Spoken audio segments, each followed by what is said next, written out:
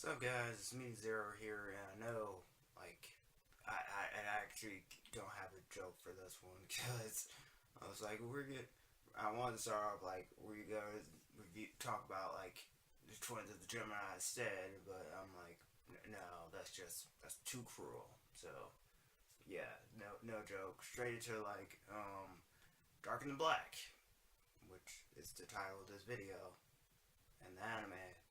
So yeah, bit disclaimer right now. There won't be any spoilers, okay? Any at all. Just my experience with it, okay? My experience, my thoughts on it, and the series as a whole. So there we go. Oh, and no talking Gaiden. That's another video, okay? That's another video. I'm doing it just like I did Hayes' video. Gaiden didn't come out at the time. Gaiden did exist. Guiding is nothing at all, okay? It's like GT. It never happened. It never happened. So here we are, Dark and Black, and the gist of it is, like I said, in Let's How to Kill Character. Hey, um, the there's this thing called Hell's Gate, and this thing there's a space that's called Hell's Gate, and basically it gave birth to both contractors who are like people who can use powers, but who can use like superpowers or whatnot, but pay a price or whatnot, like for using it, and dolls who basically are like, how would you describe dolls in that series? They basically have like different functions. They're like the what elder. I want to say the elder race from Elemental Gile, but those that's not a right comparison. Like because they have like different abilities. Okay, all right, and like little to no emotions. They're like the sensors and whatnot. And then the moon does exist. It's a fake moon. And then we get introduced to our cast of characters of our main characters, mind you.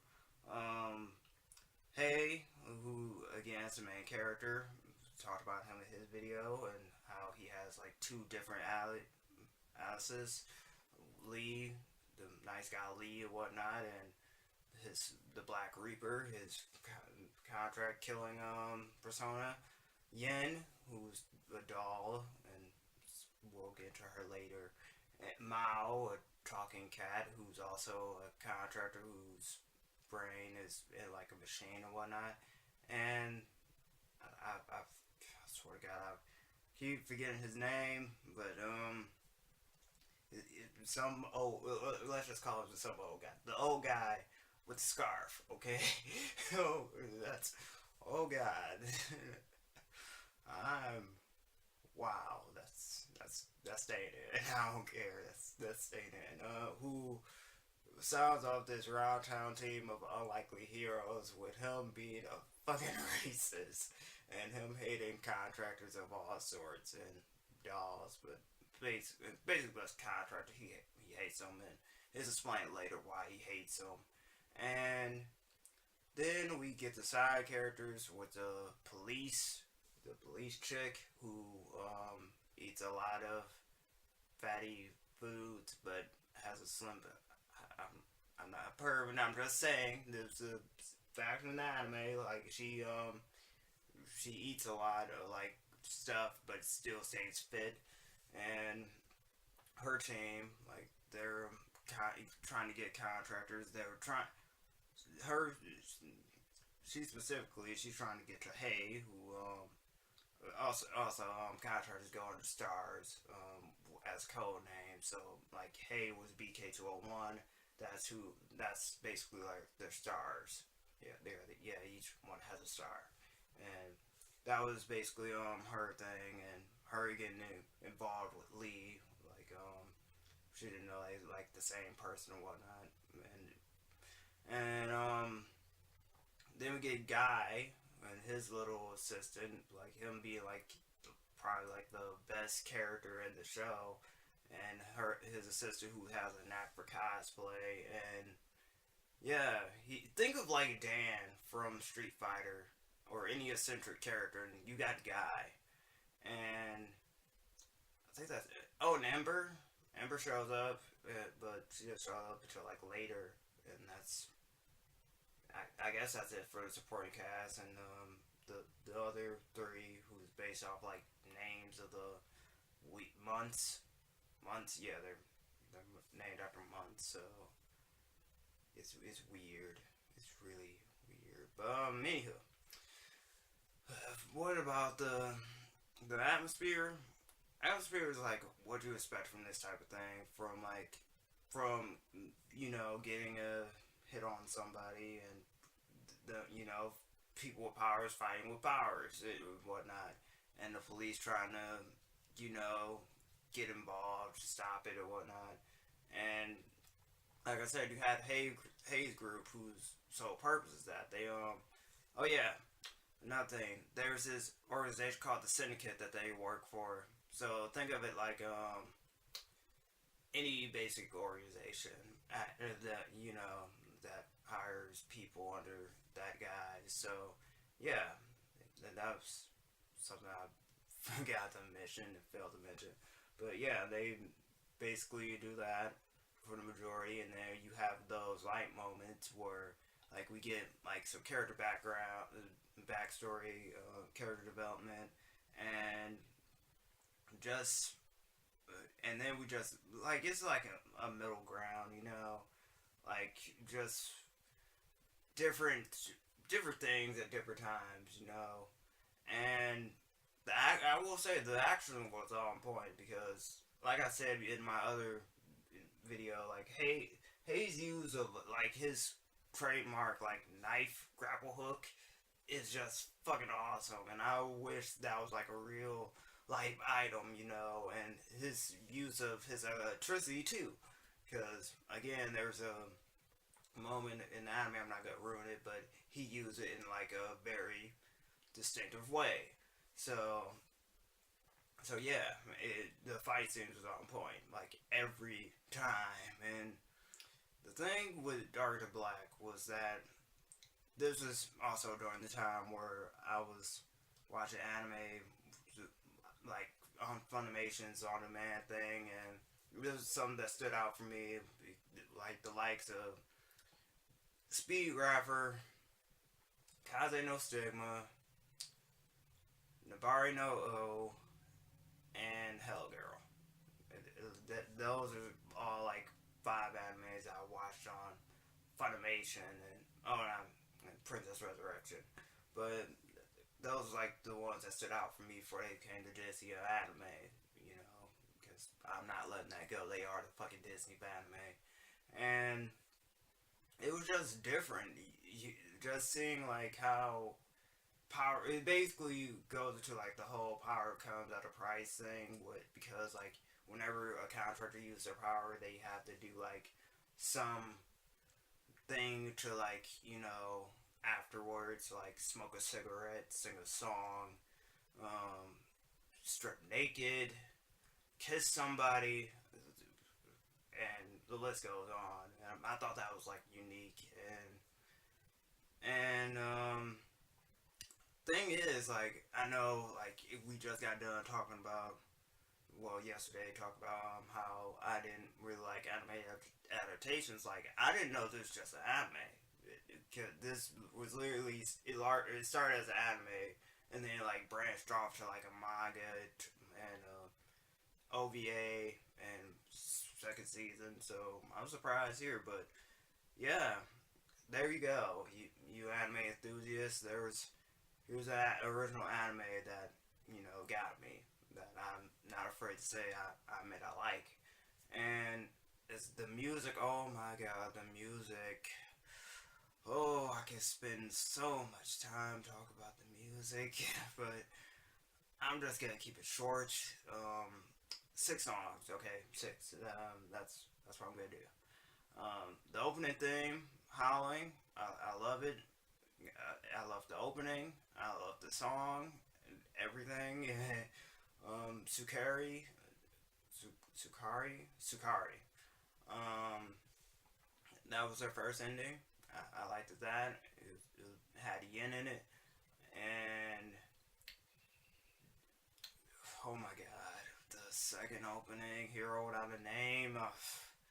I love that to death so much that I was like I was like I'm gonna use this as my name, like just it was just like I basically used that anagram for it because this and Nijima like had like my two favorite things about it. Like this had the hero without a name, and then Nijima had a character who went by the title like the hero of a thousand names. So those two kind of clicked with me. So yeah.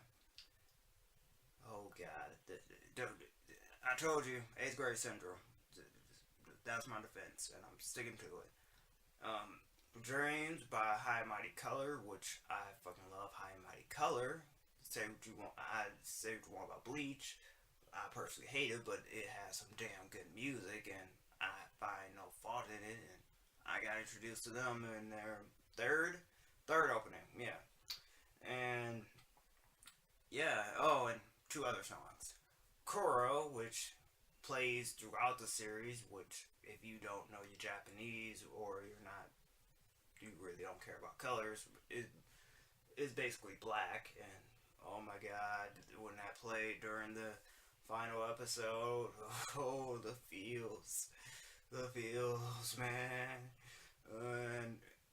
and Waterford, my god, I love Waterford the most because Waterford's played like every time during the during at the end of the episode during the episode preview it would like play and you get like Yin would be speaking and you hear like cryptid hints about like she would speak like cryptid talk about like what's happening in the next episode and I just adored every second of it. And also, fun fact, very quick about voice acting. Yin's voice actor, the English dub voice actor, does the voice of Rei in the Rebuild movies. Also, fun fact, her original voice actor does the voice of Yukiko in Persona 4. So there, I kind of saw that fitting. So yeah, there we go. Anyway, that little tidbit out the way. I enjoyed my time with Dark to Black. And it was really that was my first experience to Laura Bailey. Oh my god, not my, no, I'm lying there. That was my second experience because my first time was the Sky 3 because I didn't know she voiced Kid Trunks at the time, but the Sky 3 was the first time I actually went out of my way to look who voice acted Beryl. So yeah, second Laura Bailey champ, we'll listen through and whatnot, and I'm still a massive Laura Bailey fan, and yeah, that's it. Would I recommend it? Yes, I would, because I loved it. I really did, especially Hayes' character, his character like from start to finish. You're gonna love his character development. There's a little shock twist at the end because the thing with Hay was like how Ma will constantly say like how he's not like a regular contractor because the thing with I'm not gonna say it, I'm not gonna spoil it. No, not doing it. Just find out. We finally find out like how why Hayes so different as a contractor. Then you'll see why it's so amazing. You know, just so it kind of makes you feel for Hay because again, like what happened here, and then later what happened to Gaiden, you would see like why he resorted to how he did in Twins of the Gemini. Same for Yin because she also went through the same thing like how she doesn't act like a normal doll. There's literally an episode with her trying to smile, which it was fucking adorable. And it also, towards the end, there's a scene that happens which basically like confirms like everything. And Gaiden, so I know I keep mentioning Gaiden to me, though it does exist past this point, but yeah, just her character got developed all the way in Gaiden, like all. I'm talking all the way, like just like yeah, you're not like a regular doll, and Gaiden just sealed that up. Like yeah. As far as and also the old racist, the short man with the scarf that you see with the hat. See, he's right by Mao. Yeah. His backstory was really touching, and I can relate to. So I can see why he went through what he did, and because it's really sad to watch. And as far as Mao go, character development wise, it's up to your own interpretation of how you see him, because you know you don't see much of him till like any development or backstory about him basically till like Twins of the Gemini. So again, I say watch it. But I will say this: if you gotta watch it, at least do it in the order of you can either go two ways. I'd say two ways you can do this. You can a do it like me, like just go through the first season and then go through season two, then go back to Gaiden because Gaiden didn't come out at the time, and then or you could do what would be the sensible thing is go first season Gaiden, Twins of the Gemini. That's a logical that's a logical way to do it. So teach their own. I'm not gonna fault you. So that's it for me, guys. Thanks for watching. What's your take on Darker Than Black? If you watched it before, your favorite character, if you were a contractor, what would be your power and your drawback? And hopefully, just I found it weird. We got this like two years later. We got this like a few years later in the English dub. It's weird. It's really weird. Funimation dropped the ball on that one. But yeah, that's it, man. I'm gonna touch upon the other two like at a given time because I swear to God I don't know how this system works. I kid you not. I have no idea how this system works. Like, do I? Because for this, and I like it's OVA and the season two, and other animes that I'm doing, they got OVAs too, and season twos and whatnot, more than one season. And we're talking High School DxD. That fucking thing has 3 seasons, and a fourth one that's happened that I didn't know about. So, yeah, I'll find some way, but thank you guys for watching. This is my XFM. Some me on the channel banner and keep it classy. And Twitter. Just had the screw up. Twins of the Gemini. See, prime example of second season's not living up to the first magic. Oh God, no. Looking at you, Eureka 7. AO. Freaking don't know who his parents are. Yeah, we totally didn't know who his parents were.